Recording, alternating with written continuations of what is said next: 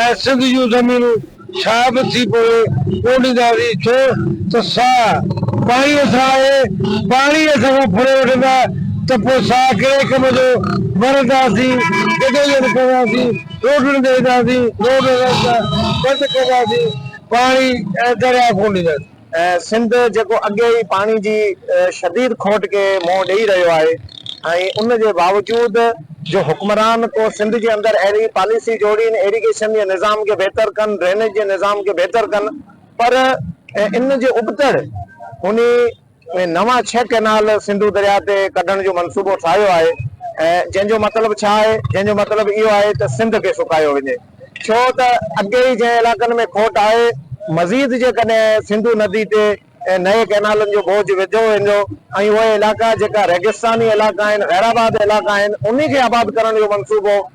ठाहियो वेंदो त आउं सम्झां थो त इहो हिकु बेवकूफ़ाना मंसूबो आहे। जो सिंध पे 6 नहरें निकाली जा रही हैं, हम उनके बारे में कहते हैं कि हम सिंध में पहले ही पानी की किल्लत है और अगर उस पर 6 मजीद नहरें निकाल दी जाएंगी तो ज़राअत बिल्कुल खत्म हो जाएगी। हमारा शोबा ही ज़राअत पे, हमारी जिंदगी ज़राअत है और अगर ज़राअत को खत्म कर दिया जाएगा तो सिंध की आवाम खत्म हो जाएगी। आप पंजाब में नहरें निकाल रहे हैं, आपको ये चाहिए कि जो ज़रख़ेज़ ज़मीन है उनको जिंदा रखें, आप जो बंजर ज़मीन है उनको ज़रख़ेज़ करने के हक में